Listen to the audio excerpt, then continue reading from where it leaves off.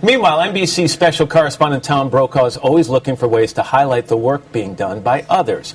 And for this next story, he didn't have to look very far. Meredith, his wife of more than 50 years, has been making a real difference for women in a corner of the world that really needs it. And she started with one simple idea. Right. Meredith first traveled to Malawi 3 years ago with a friend who grew up there, Anna Misawaya Keys. Anna and the women of Mzuzu realized they had a crisis that could not wait.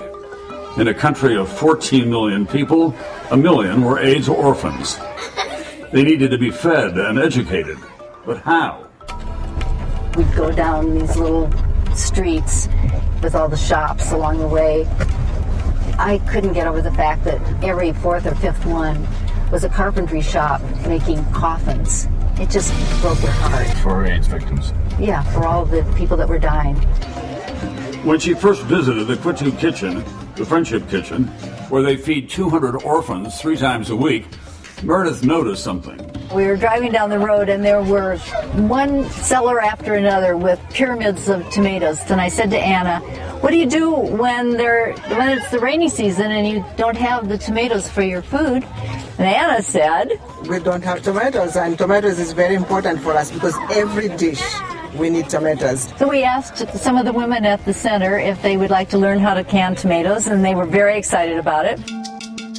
Growing up in South Dakota, canning tomatoes was a household routine. Meredith decided she would transfer those skills from the Great Plains to Eastern Africa.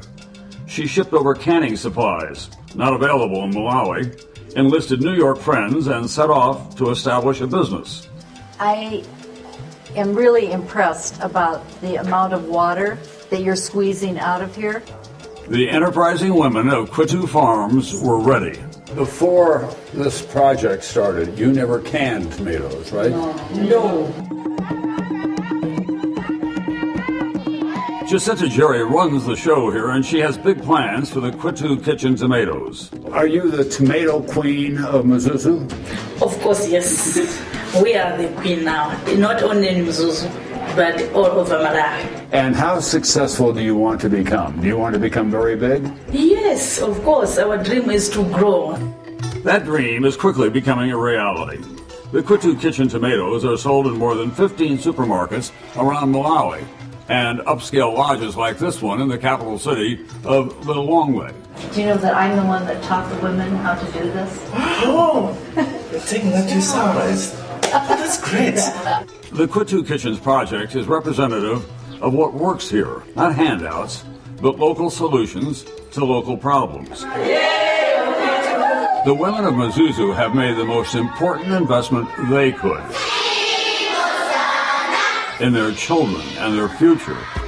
And it all started with tomatoes from their backyards. You are full of hope, and if I can be a small part of helping your dreams, I'm very, very happy.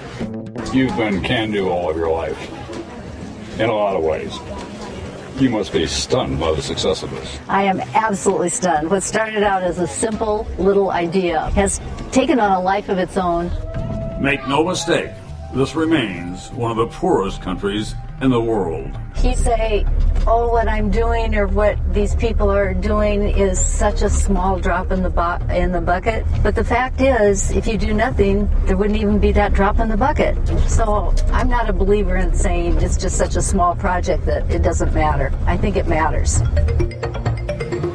And Tom and Meredith join us now. Guys, good to see you. Good morning. And let's just start where you ended. You know, it's a simple thing. It sounds like a little thing, and yet it has a major impact. It does have a major impact. And you know, Matt, we're all used to giving aid to people, aid after aid, and not seeing a lot of results. So by changing aid to innovation, where they take on the project and do it themselves, it's just a world of difference. Well, Tom, you get to travel with Meredith, so you get to admire your wife, but also see what an incredible impact this is having on the community there. Well, I mean, anyone who's known us, and we've been around for a long time, the two of us, know they know where the secret of the family is, and Meredith is the one who gets things done.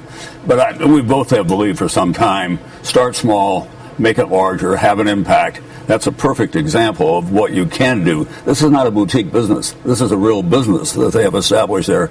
And the enormous amount of pride that they have really is inspiring as well. Stuart and Elizabeth Bohart are 2 New Yorkers, are friends of ours. They're part of it. Their family's involved in it.